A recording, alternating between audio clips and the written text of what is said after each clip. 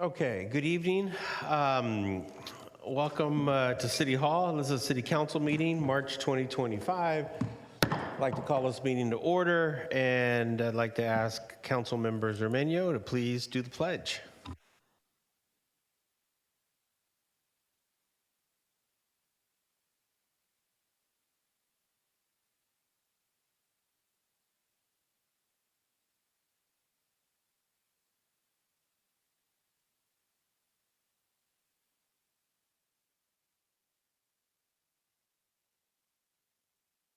Thank you.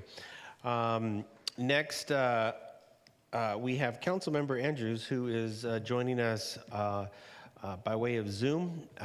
She is evoking AB 2449, teleconference notification and consideration.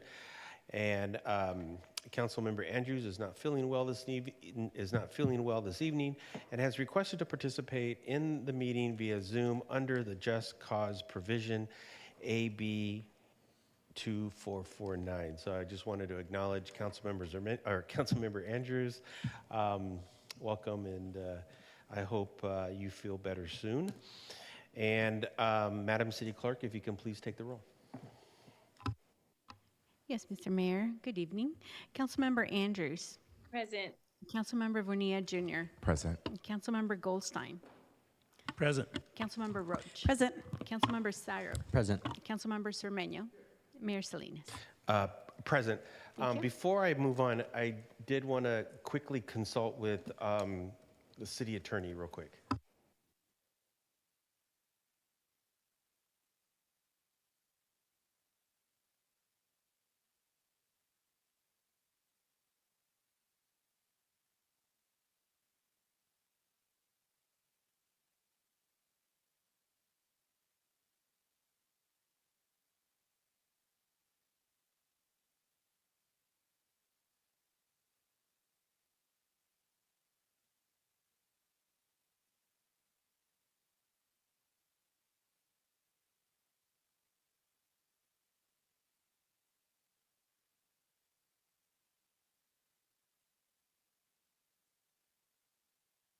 Thank you. For closed session announcement, I will make the announcement. The council took no reportable action. Would you agree, Mr. City Attorney? Yes. Thank you. Next, we have a special presentation, and this is for the 21st annual March for Meals Month. And wanted to welcome, we have 3 people from our local Meals on Wheels program. We have Jim Dunn, who is a board member from Spectrum, right? Yes. No, Meals on Wheels. You're Meals on Wheels, yes, I apologize. So Jim Dunn, board member from Meals on Wheels.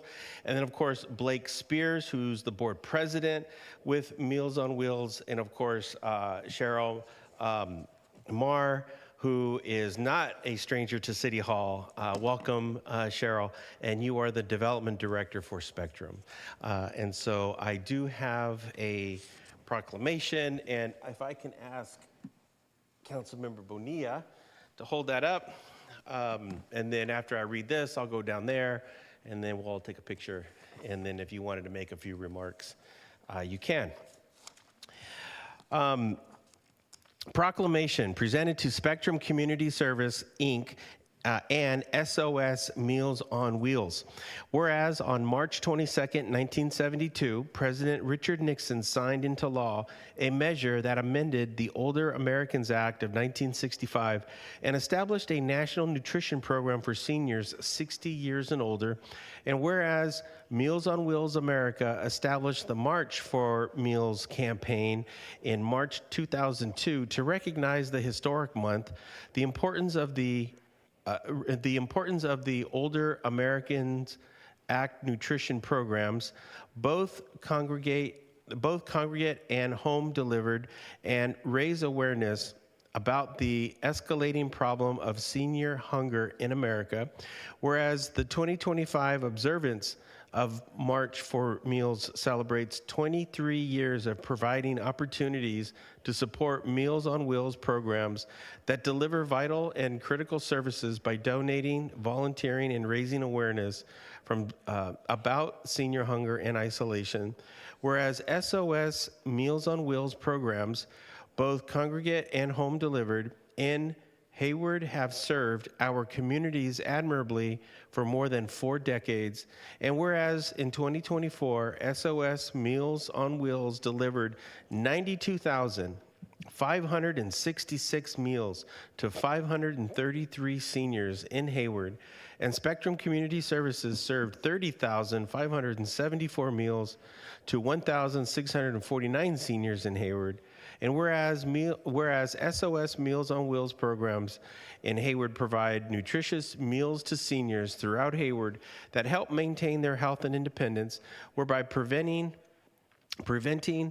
unnecessary falls, hospitalization, and or premature institutionalization.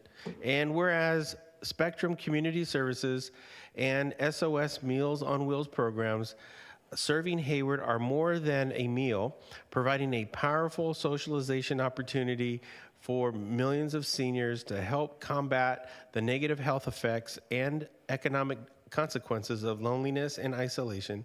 Whereas Spectrum Community Services and SOS Meals on Wheels programs serving Hayward deserve recognition for the contributions they have made and will continue to make to local communities, our state, and in the nation.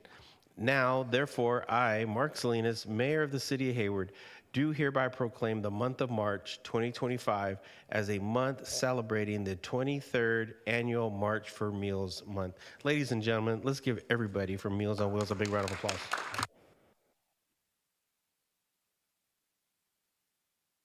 And I believe I did see on social media, I believe it was Councilmember Andrews and I forget who you were with, but Councilmember Andrews was out there, and Councilmember Roach and Councilmember Cyber were out there. Yeah, absolutely. Go right ahead.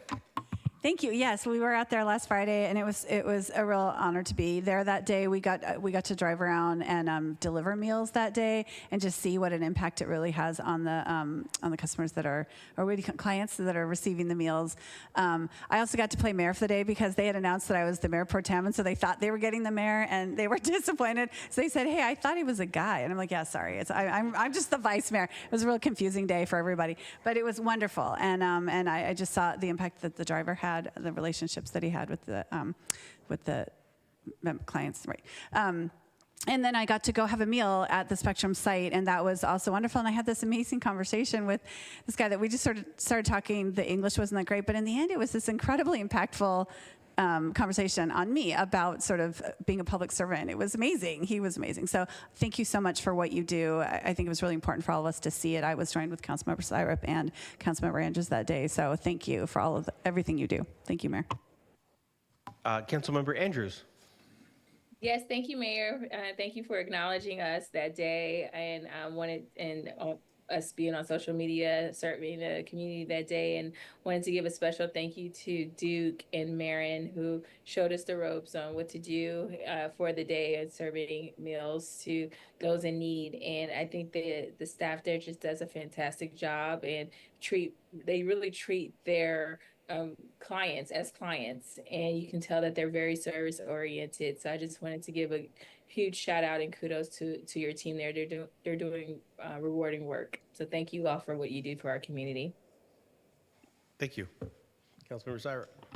Yeah, just wanted to echo those compliments, both for Spectrum and Meals on Wheels. I had the opportunity to have lunch with a person named Victor, and in that experience was understanding why he used your service and the trek that he would make from Castro Valley, taking multiple buses just for that free meal, and how that was his refuel on his way to Fremont to get a bus pass so he could make the trip again next week.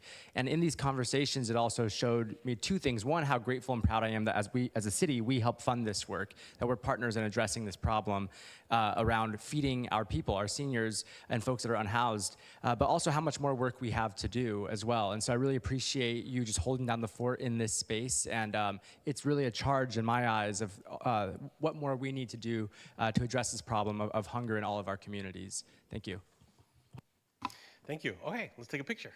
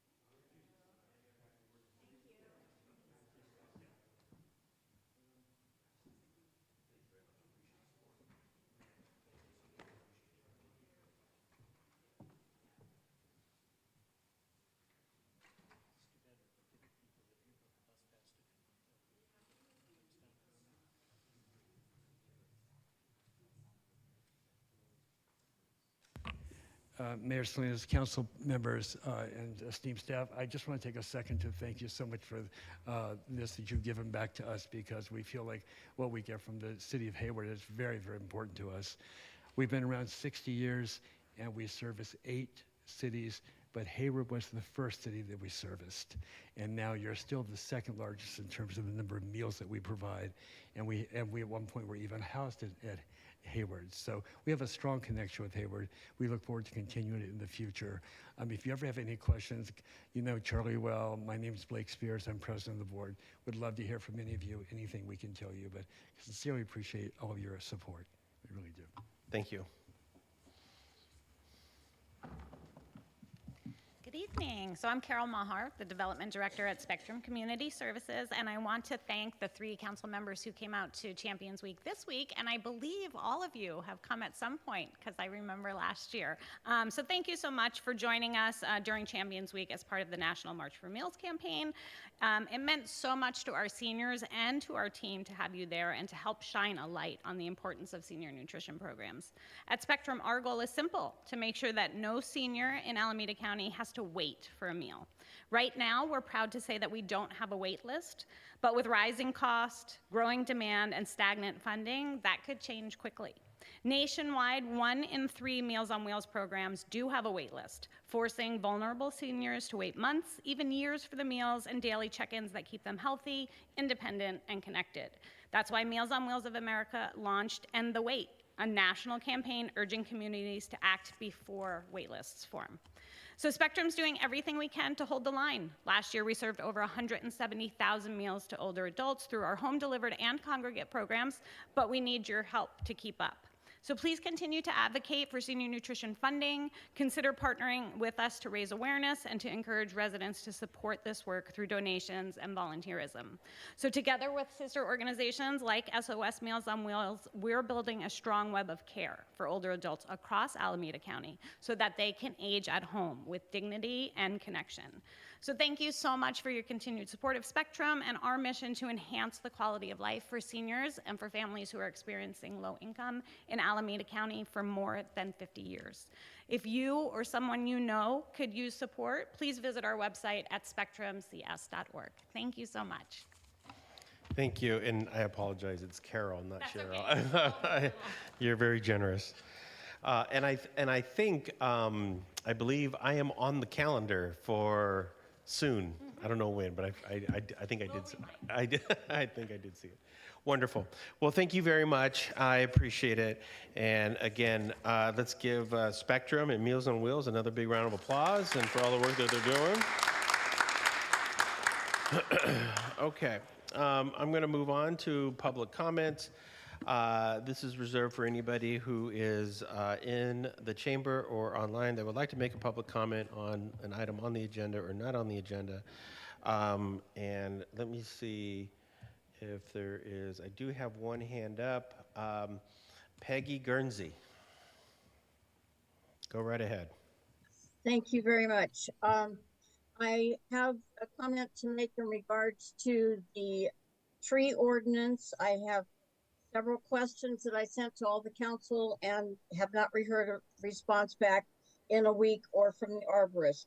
I'm concerned that all new trees planted in housing developments, who's going to be responsible for the trees, whether it's apartments or individual houses or condos? Will you mail out this ordinance to all property owners and renters when you finally submit it? Who is responsible for the information are trees when houses or a unit is sold?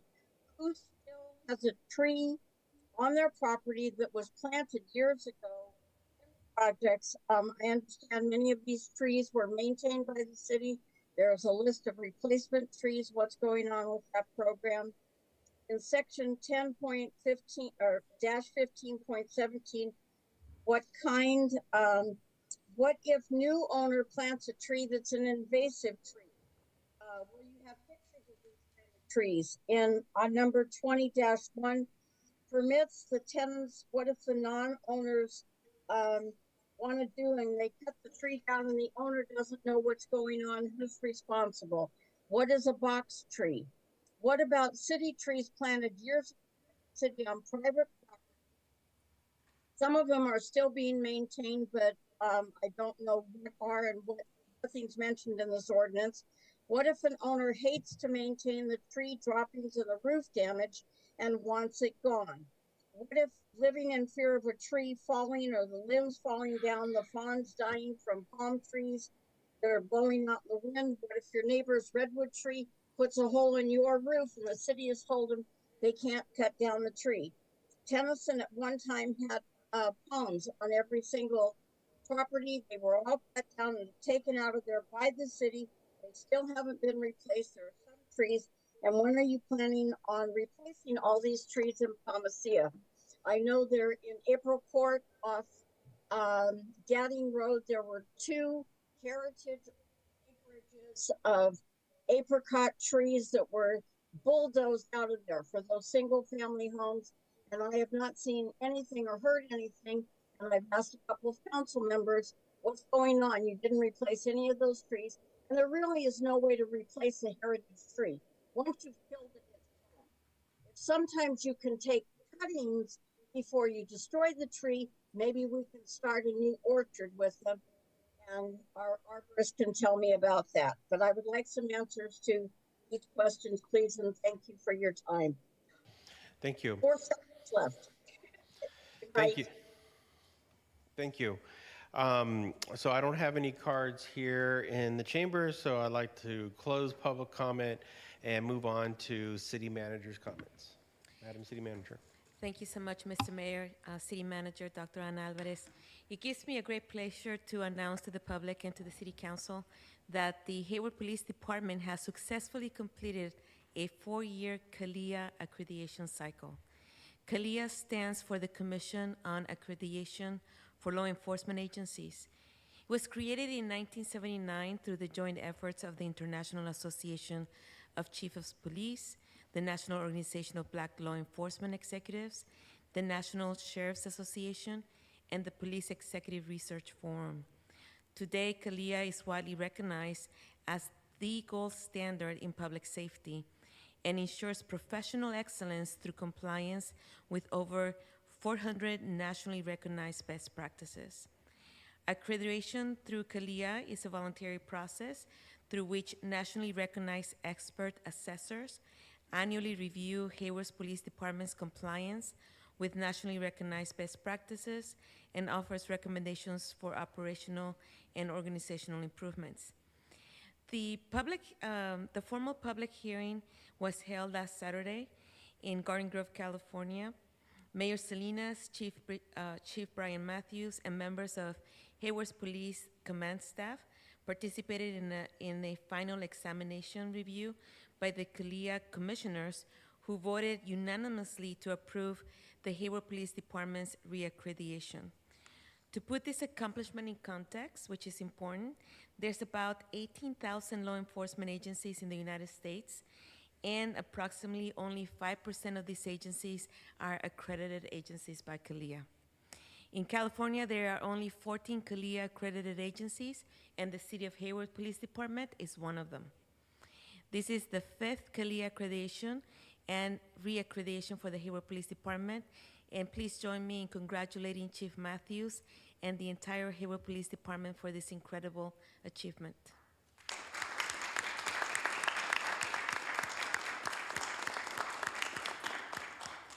On another news, I would like to share with the public and the City Council that the Downtown Hayward Public Library is hosting a panel discussion titled Exploring Art and Innocence on Saturday, March the 29th at 11 a.m. The panel discussions will highlight the library's Prison Arts Project display, which is a collection of art by institutionalized individuals from the San Quentin prison that can be viewed on the second floor of the library through the end of March. The Prison Arts Project was started in 1977 and provides a haven for incarcerated artists to learn and create, to build bridges, and to help maintain connections with family and members of the public and members of the community. Art participants, it has been found, are less likely to have disciplinary problems in prison and are more likely to be successful upon parole. This free program is part of the library's celebration of the Arts Education Month and is being offered in partnership with the San Francisco Opera and the Hayward Arts Council. Panelists on Saturday will include educators as well as former students of the Prison Arts Projects, and we invite the public to join us. Everyone is welcome to join in this free event. And that concludes my comments for today. Thank you. And I just wanted to comment again. I did accompany Dr. Alvarez and the chief of the police department, Brian Matthews, and of course his command staff. We went to Garden Grove, and there was many police departments from all over the country there, and it was all the participants were chiefs and their command staffs, and but it was a really good opportunity to see what all these police departments, what they were doing to reach these incredibly high standards that they were voluntarily engaging in. And the conversations around policing, the conversations around standards was absolutely incredible. So I just wanted to thank Chief Matthews for including me. We got to testify there on the panel. Just thank you for including us. It really was a nice opportunity to sort of get a nice little snapshot of your world. So thank you very much. And please tell your command staff thank you. And from the council, please congratulate everyone at the Hayward Police Department for us. Thank you, sir. Okay, next, moving on to our consent item, our consent calendar. I did not see anybody, no one's asked me to pull anything, so I will entertain a motion. Mayor? Yes. I would like to make a comment on number 3. but not Okay. full. So why don't we do this? Okay, well, why don't we, Councilmember Andrews, why don't you go ahead and make your comment regarding item number 3, and then I'll proceed. Sure. I just want to thank Mr. Lucas Banks for his service on the Clean and Green Commission. I hope he is successful in his future endeavors, but really enjoyed him during my time as liaison. And he was definitely instrumental in making sure bulky items were picked up. And he was very enthusiastic about the work. So we're going to miss him on the commission. Thank you. Thank you.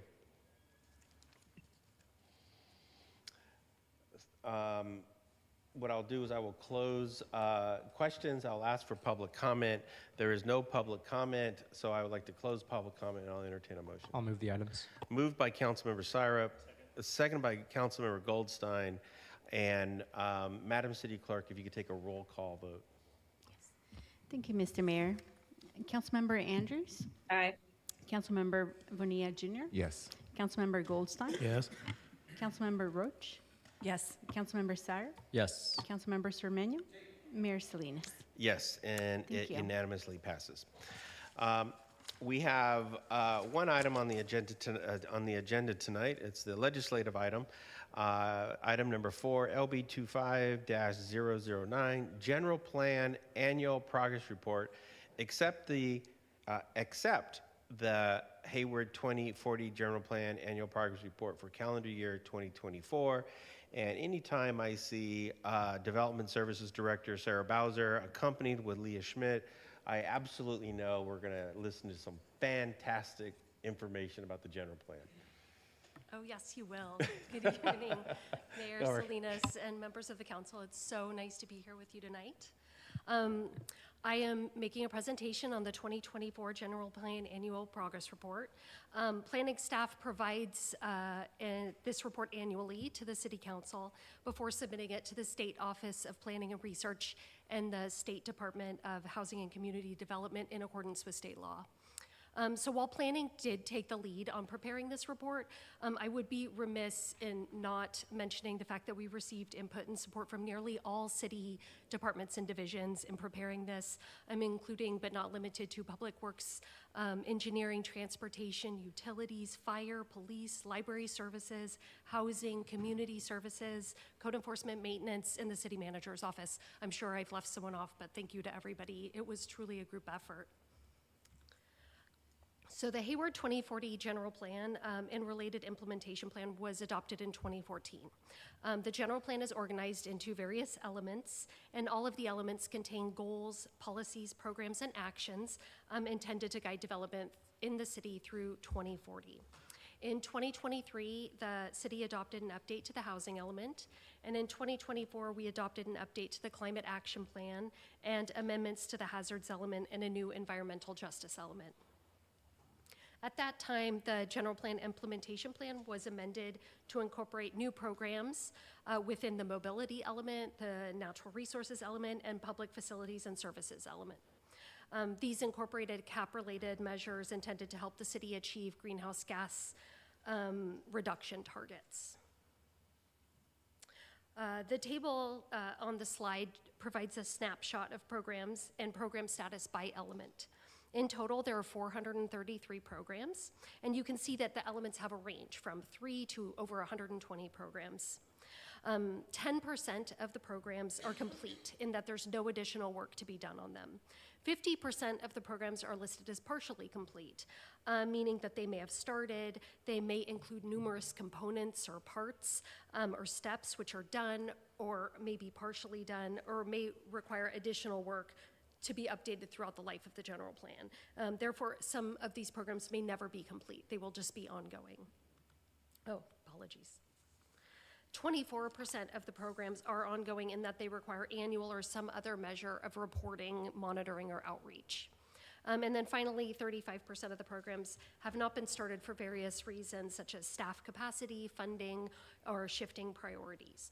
It's really important to note that approximately 300 of the programs were adopted as a result of the housing element and the climate action plan, which occurred in 2023 and 2024. So many of these programs are actually quite new. And then finally, about 35% of the programs align with strategic roadmap priorities and initiatives. To the greatest extent possible, when staff is working on the strategic roadmap, we're taking into account general plan programs that have already been sort of committed to by the council through the adoption of these elements and amendments. And so there is overlap in the areas of confront climate change, invest in infrastructure, preserve, produce, and protect housing, grow the economy, and enhance community safety, and cultivate vibrant neighborhoods. So you can see that there are programs pretty much in all of the strategic priorities and initiatives. So following this meeting, staff will submit the general plan annual report as well as the housing-related annual progress report, a summary of which was included as attachment 14 to your staff report to the state before the April 1st deadline. With that, I'd be happy to answer any questions, but please be aware this was truly a group effort. I may not be able to provide any specific information on each of these programs beyond what was provided in the attachments to the staff report. And that concludes this presentation. Thank you. Thank you very much. I really appreciate it. And I wanted to pause for a moment and ask, and I failed to have done this when I announced that Councilmember Andrews was remote tonight. Councilmember Andrews, can you please tell us if there's anybody in the room that is 18 years and older? No one's in the room. Thank you for asking. Okay, thank you, and I apologize for missing that. So let me return to the dais, and my monitors were working tonight. So, Councilmember Roach. Thank you. Thank you for the report. You know, it's funny, I've been here 2.5 years and I'm still trying to get my arms around the general plan. So I appreciate all the work from all the departments that brought this to us tonight. I just had a couple of things I wanted to touch on. When it comes to the climate action plan and safety, community health and safety. Just today I saw 2 different articles about sort of heat and extreme heat and, what we might want to do to sort of reprioritize some of our, work on the urban forest and canopies and shade structures, like natural or artificial.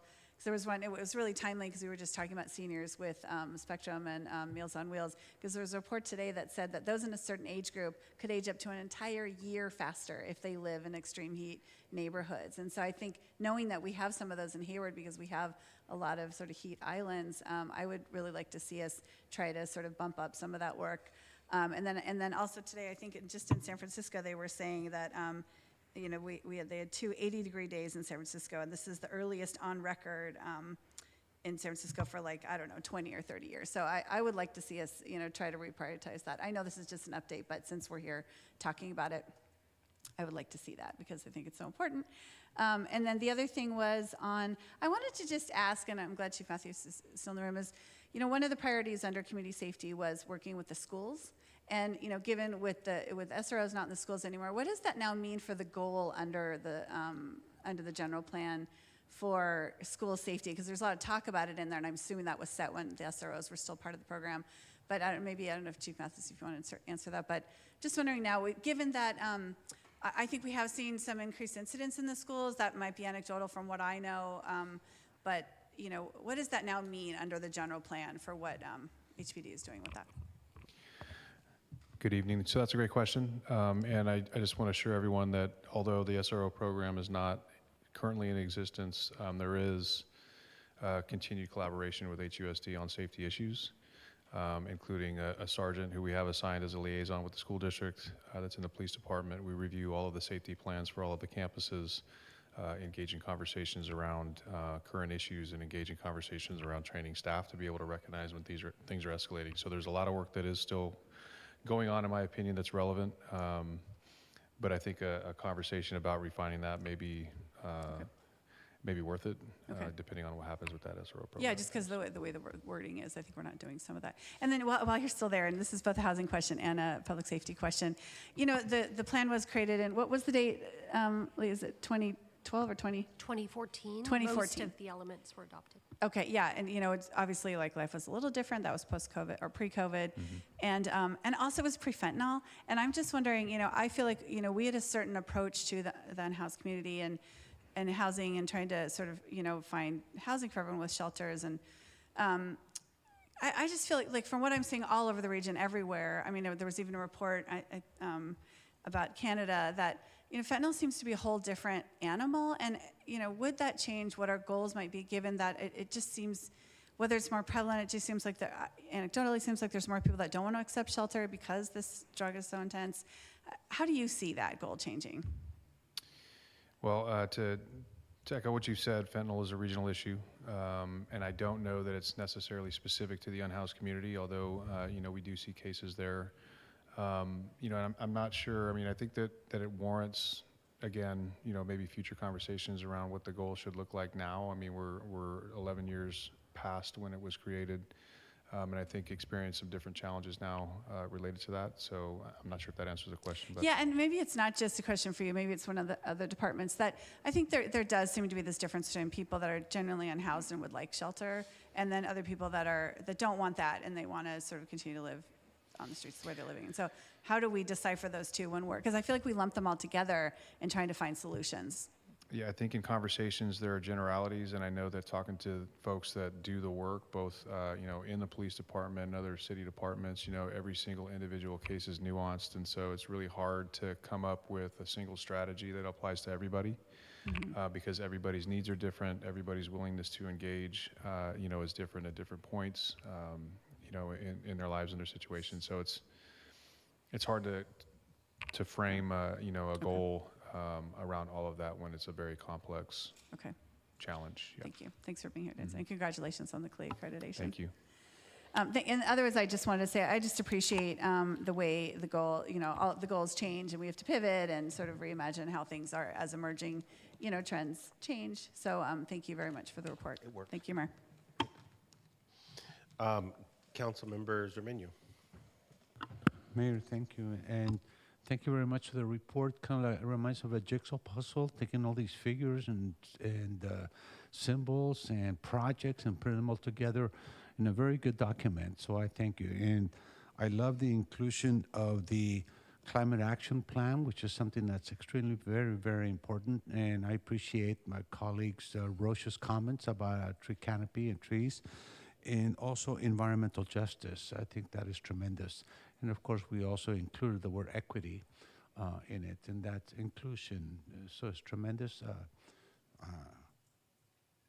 So kudos to staff, kudos to you, and kudos to Sarah and everybody else who is taking part of this. And thank you very much. And let's keep it up.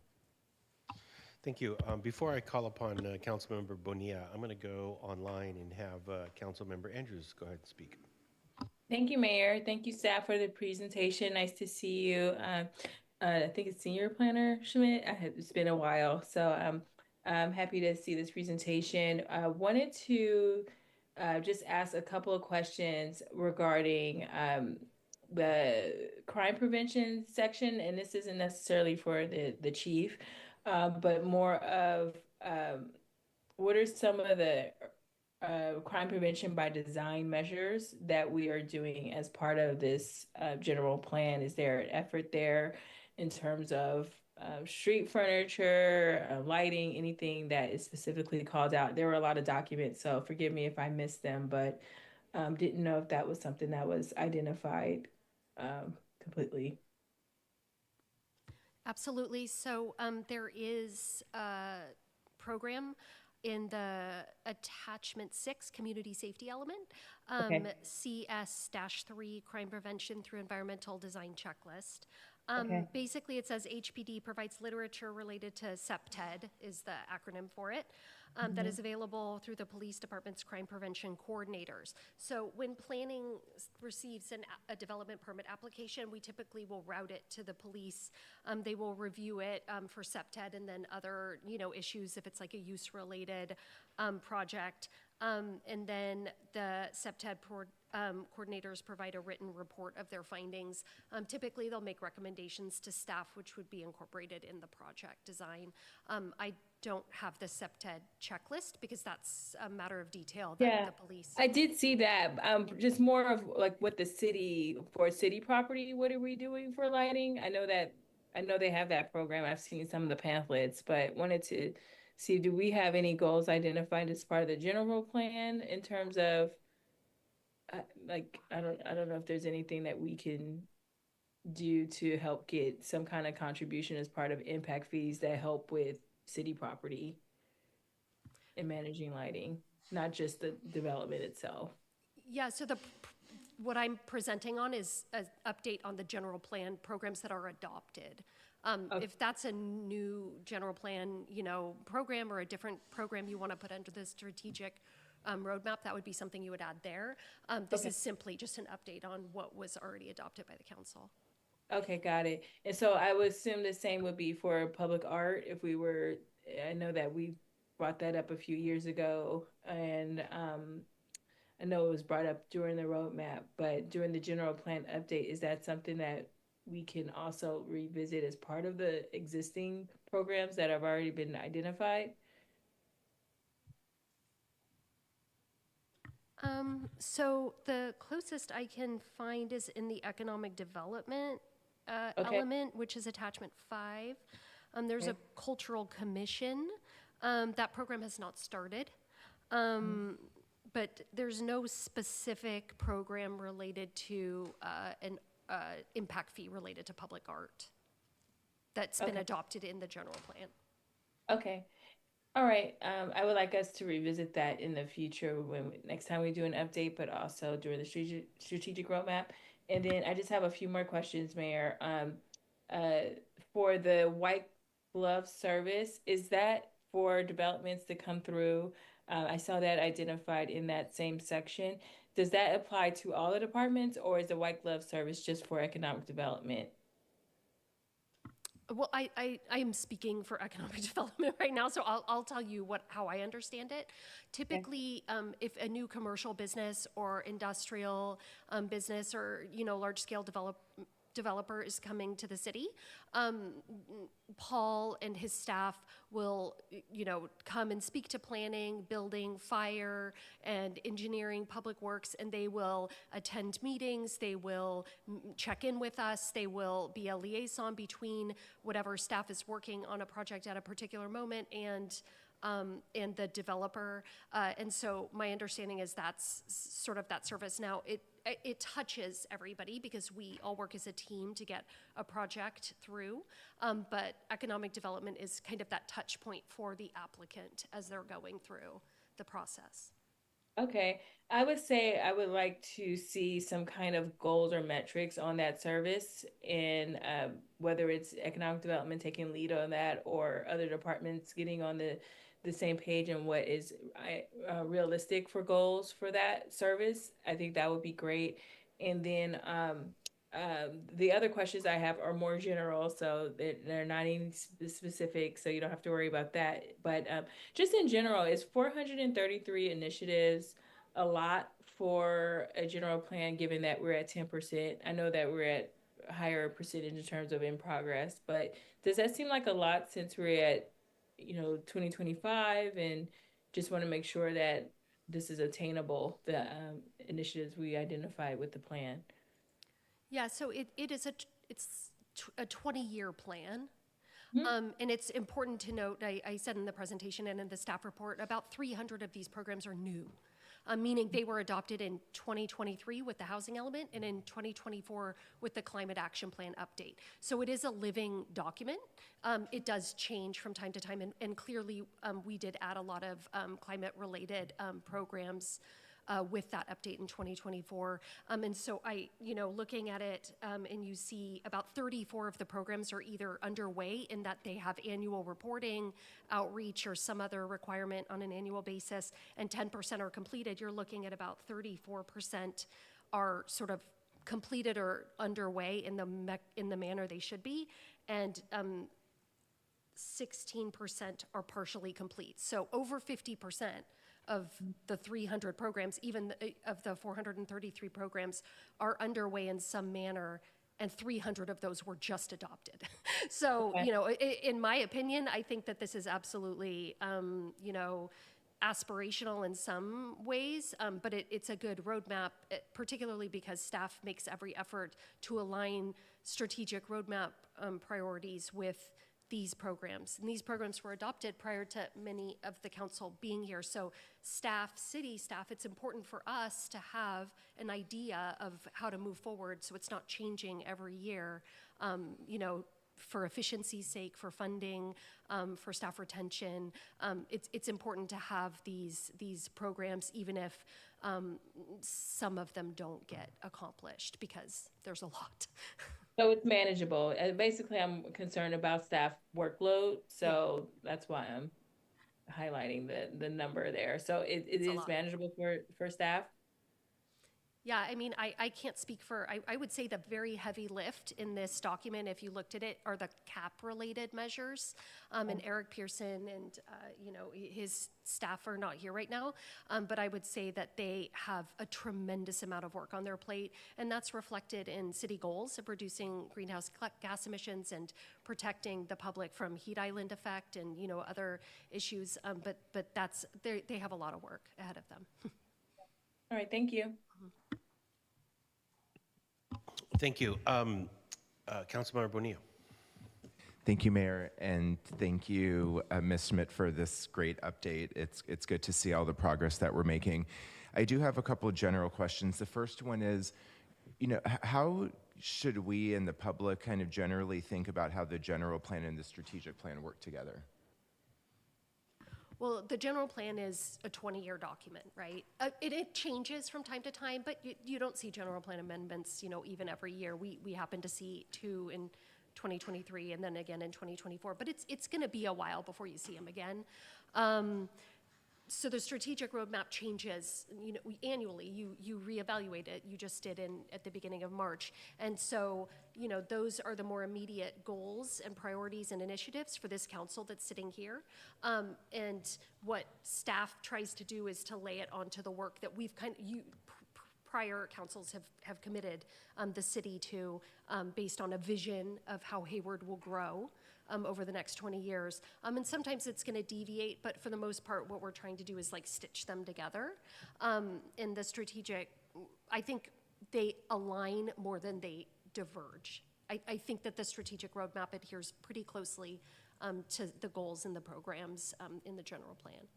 Okay, and my question behind that was really, is the strategic roadmap the method in which we prioritize what gets done in the general plan over this 20-year period? Because there's projects in here that haven't started, which is going to be my next question, but I'm wondering, how do we take this kind of 40-year view or 20-year view rather, and then bring it into, I guess, this strategic alignment with the annual priorities like you're suggesting? Well, you can bring it up at the next strategic priority workshop if it's a goal of yours or other council members. Some programs haven't started because we don't have the funding, meaning there's maybe grants being written, and so it hasn't come by yet. But city staff is still working on grants. I'm speaking for everyone here. I think though, for the most part, the strategic priorities are most beneficial, I think, when they align with the general plan programs, because you're achieving an overall goal. So when you're developing your strategic priorities for the next 3 years, year 1, 2, 3, coming back to these reports, which you guys you get every year, and looking at it and saying, is this really important to me? What are some of the things that I want to bring up? Would be a good way of prioritizing whatever strategic initiatives you want to bring up at the next meeting. Okay, and I guess because when I saw the number of projects that were aligned to the strategic roadmap, I would be under the impression that all of the work we should be doing should be aligned to the strategic roadmap, where we should be questioning why we're doing it. So I guess I was a little perplexed as to why that percentage of alignment, from my view, is relatively low, when I would have expected it to be much higher. What I didn't give you is how many of the strategic roadmap initiatives align with general plan programs. I just said of the 433, this many align with the strategic roadmap. Now, if I did it the opposite direction and I looked at all your strategic roadmap initiatives, there are far fewer, you may see that 80% of them align with general plan programs. It wasn't something I prepared. But what I would say is, if you look back at that slide, I would say there are programs in here that align with every single strategic roadmap initiative. Really, you see them overlap. And so, we can prepare that next time and give you that information as well. I just think there's fewer strategic roadmap initiatives. Makes sense. Yeah. And then I know that we review kind of elements of this plan on different timelines, because some of these were just adopted last year. But then I think the overall general plan is reviewed every 5 years. Is that kind of the review cycle or the update cycle to the general plan? Typically, general plans are updated every 20 years. Now, it was 2014, right? So 2034 would be when we'd be shooting for another general plan update. But where you're probably going to see a big push for a general plan update is probably when the city starts to prepare for the 2031 housing element. Because what we'll do is, remember, the state requires cities to update housing elements every 8 years. It's the only element that we have to update regularly.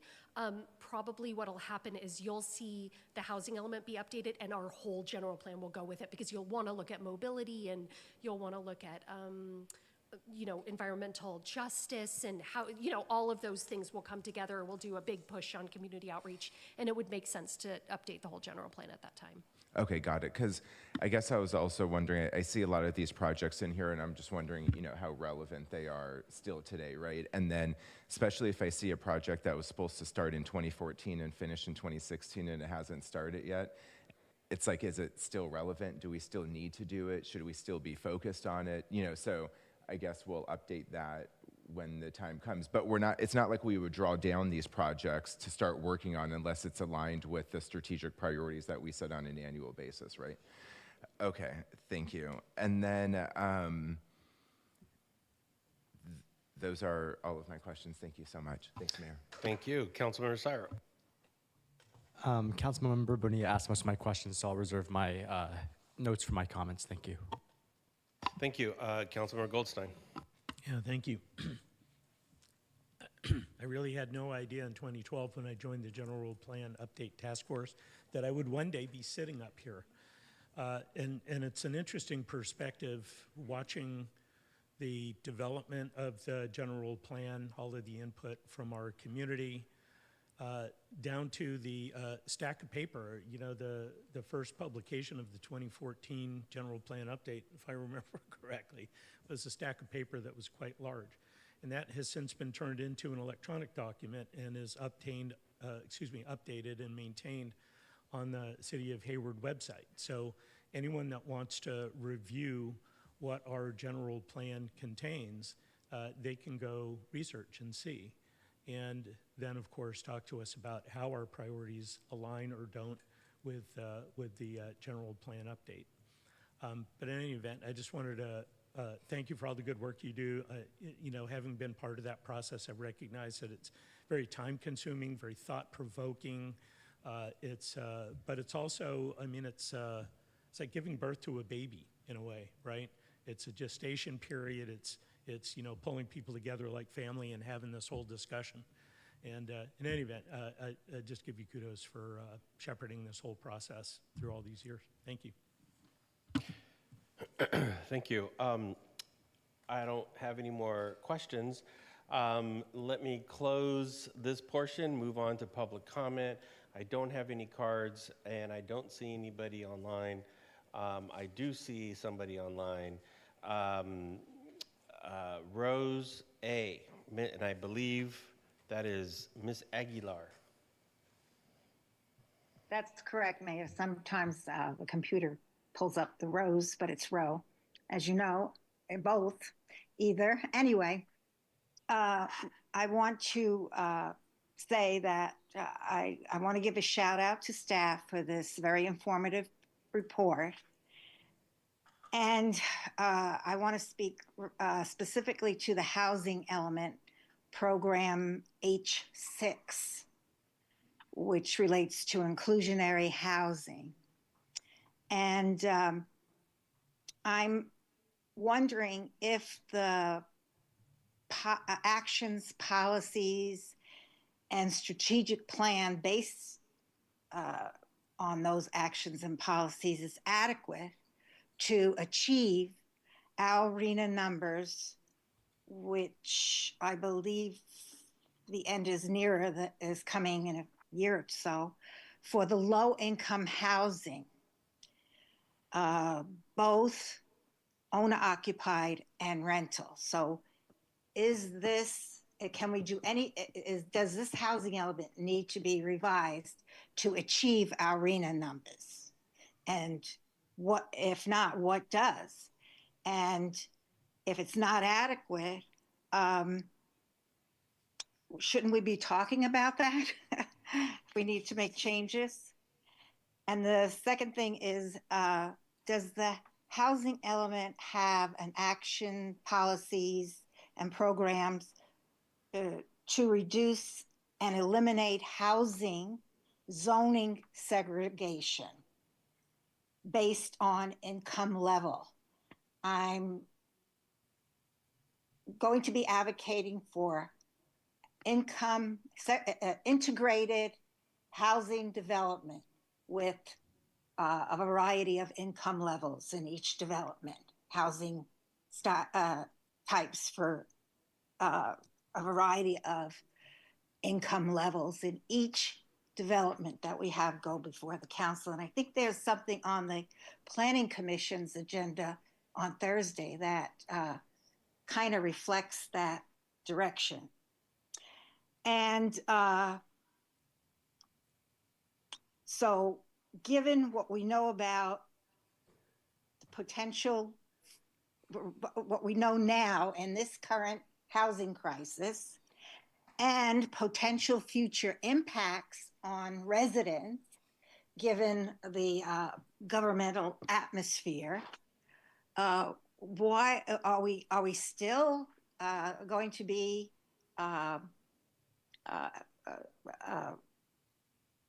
relevant? I guess I'll use Ray's word, relevant for the housing element for our residents. Thank you. Thank you. I don't have any more public comment, and so what I'll do is I'll come back to the dais, and I believe Councilmember Syrup is up. Thank you, Mayor. Thank you for this report. I think it's great to have a chance to review the general plan together. And I wanted to surface that we saw a lot of confusion tonight around the relationship between the strategic roadmap and the general plan. And I think clarifying that would be really helpful. I appreciated Councilmember Bonilla's questions and understanding that it's really the strategic roadmap that determines which projects from the general plan or closely aligned projects from the plan kind of get plucked out and worked on first. But I also feel similarly, how do we know we still want some of these projects? Are they relevant? I think was a nicer way of putting it. I think I was about to graduate college when this first got put out by the city, and that was, a very different time, pre-COVID, a lot of riots and protests, like a very different time. And I think we've learned a lot as a city, as a society, since then, I hope. I would be interested in what a process might look like for us as a city to review some of these projects in the future. Obviously, I understand we're kind of at the deadline here and we need to get this passed, so this is more of a rote decision we're making tonight. But it is my desire for us to not have something in a queue that staff may potentially work on that's no longer relevant to the community. And I think that's what my fear is, because I recognize that there are strategic roadmap projects, but there are also projects that staff are taking on by virtue of their department and the fact that we've already assigned it to them through this plan. So I know we have a roadmap retreat part 2 planned for, I think, 2 weeks from now, if I'm not mistaken, if not 1 week. And I just, I'm not trying to mess up that process. I think going forward, I'd like to see some type of connection between the two moving ahead. By the time this general plan gets here, it's pretty well done. I mean, we brought this by the Planning Commission. A few other folks have reviewed it. It's gone through multiple staff revisions. And so I also want to make sure there's room for effective council input too. If I had an idea of something I wanted to change or multiple programs that I disagreed with, I don't think tonight would be the appropriate night to do that, right? I don't think it'd be appropriate to necessarily say, let's pass it but amend it and pull out these 4 projects. We haven't had a chance to have that discussion. And I think that goes back to my earlier point. It's just, I don't want this to be right at the deadline in the future. I want us to be more intentional with how we revisit this general plan. Overall, I think a lot of the projects in it are great. I'm really pleased to see us making so much progress on it. I don't know if you had any comments you wanted to make. I don't want you to feel like I'm just talking at you, but am I generally making sense here? You are, but I just want to clarify, these were adopted programs, and the reason why it's coming to you is every single year the city has to, by state law, submit this update to the state. Yes. It's not even really a decision. This is just an informational item. If the council is interested in amending the general plan and amending the implementation programs, that would require a significant amount of outreach to the community, not just the council, prior to it going through the Planning Commission and other commissions and committees and back to the council. And that would be a significant work effort. And so my suggestion would be that that would be something you'd add to the strategic roadmap because that's where you're committing city staff. And so this again is not, the reason why it's in front of you right before April 1st is because this is just an informational item. But I do encourage you to know that this exists. Yeah. And when council is coming up with projects and programs that you feel are important or not important, to keep this document and refer back to it. I understand it, and I also want to be clear, it's not just informational because we're voting on it tonight to submit it, correct? Like this is a decision that we're making, it's legislative business, or there is no vote tonight? It's just an informational item, and Okay. then we submit it to the state every year in order to get funding for transportation and housing, and it's Okay. just it's a document that gets sent to the state. So could you clarify what's Yeah, just a point of clarification. It is under legislative item, legislative business, and the staff report actually says, so yeah, can you clarify that, Mr. City Attorney? It's note and file. No action is required. Okay. Okay. Okay, understood. Thank you. That clarifies. Okay, because that was where some of my comment was coming from, is you're asking us to make a decision tonight, and it didn't feel like there was much of an input process for us here. And I hear you on the need for community input. I think it would be worthwhile, not necessarily to go back and do a whole element, and I recognize that we are responsible for elements in this current plan and a lot of these projects already. So I recognize that we have had input as this council, but just wanted to also be able to provide input on what we think might be worth deprioritizing or removing, just to make room for potentially new ideas to fill future iterations or future elements of this general plan. Overall, yeah, it makes sense. Sounds like we're not voting on anything tonight, but I appreciate these updates. Thank you for your work and everybody else who contributed to this. Thank you. Thank you. Just to clarify, yes, just to clarify, so although it's under legislative business, we're not going to vote, we're not going to take action on this. Okay. Councilmember Roach. Thanks. Yeah, I just wanted to, I did all my comments and questions earlier, so sorry I didn't follow that protocol. But I did want to follow up on Ms. Aguilar's question that I think you said that the housing element is unique in that one we do revisit every year. Is that correct? Because the state rules. No, it's updated every 8 years. So the next update would be in 2031. Okay, and then, but to her question about sort of is our goals, really still current, given that, things are changing, and her question about inclusionary housing, that's something that we can prioritize in the strategic roadmap sessions. Is that correct? The affordable housing ordinance was already updated in 2023. I think that the reason why we're not seeing as much housing built isn't because of our regulations. It's because of the market conditions, and hopefully it will change. But it's respectfully, staff does not believe it's because of the adopted regulations. Okay, thank you. That's helpful. Yeah, thank you. I hope you're still listening, Ms. Aguilar. Thank you. Thanks, Mayor. Okay. I did make an observation. I noticed that the housing division, or housing department, had something like 120 open projects on there. So I guess I'm going to have to adjust what I'm saying, that it's the housing department is the hardest working department in the city of Hayward. Right, Sarah? Right, Director Bowser? Thank you very much. Thank you to the council, Madam City Manager. Thank you. I had some comments. Oh,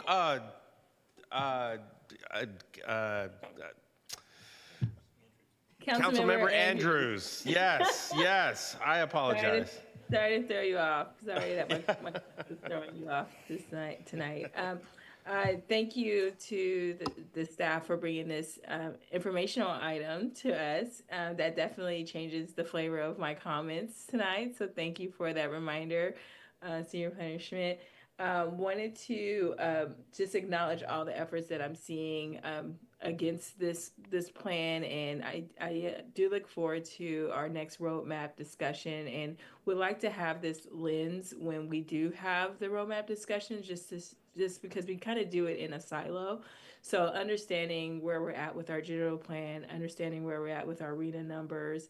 I think Director Bowser is really good at reminding us where we're at on our levels. So just kind of keeping that in mind when we do the strategic roadmap. I do agree with Ms. Aguilar in terms of inclusionary housing, but yes, I have been hearing from affordable housing developers that it is a very, very challenging market.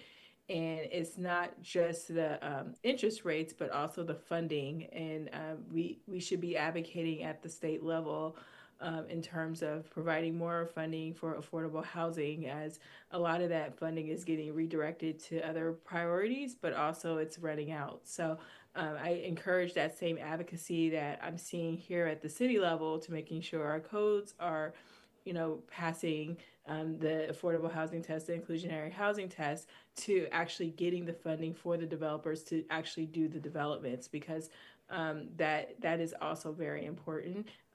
But again, also the developers, housing developers, are also facing a challenging market, again, because of interest rates. So just wanted to provide just a little bit more context to that. I also wanted to acknowledge a lot of efforts in the Economic Development Department, and really kind of taking on some of the work that I see is in partnership with public safety. I think economic development is public safety, it is crime prevention, and hopefully there's some goals that we can overlap with there.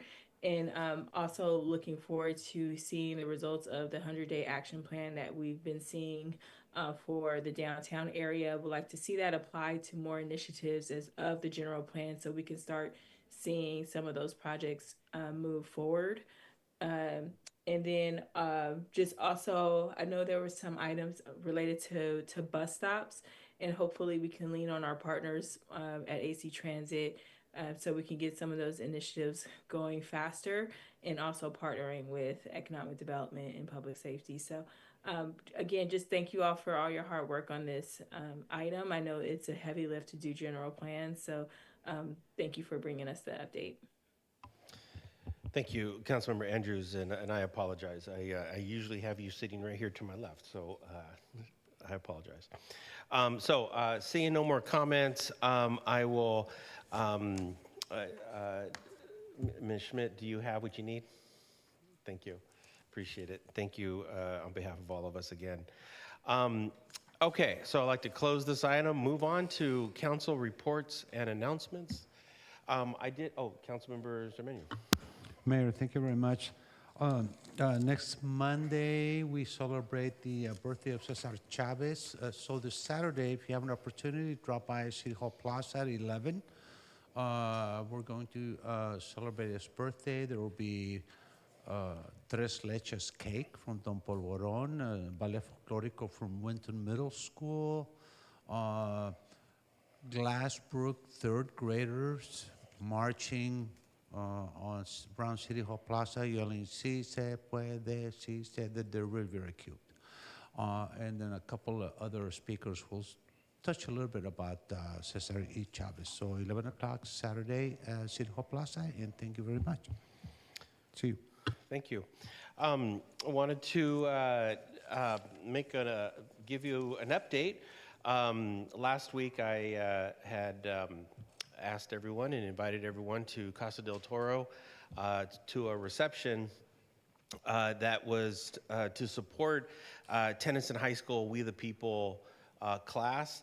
Wanted to thank all of my colleagues for hosting and co-hosting, and also wanted to thank all of the area electeds, from everyone from Congressman Swalwell to California State Assembly member Liz Ortega, and of course county representatives and special districts representatives, and of course all of us.